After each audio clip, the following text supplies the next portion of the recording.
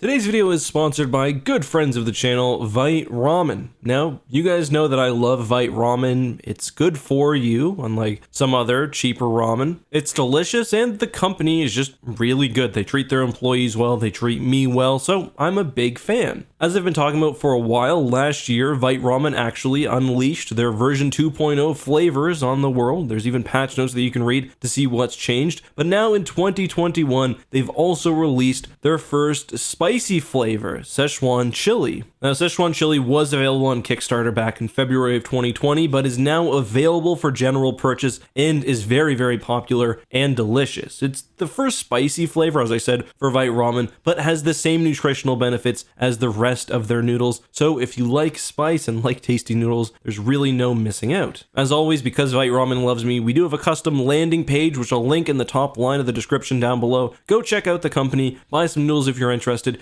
And if you use code EckhartsLadder, you'll get 15% off your purchase. You'll be supporting not only me, but also a great company. They asked me to put this on a spicy video, and I personally can't think of anything more spicy than Blockade Logistics. So with that being said, let's roll the intro.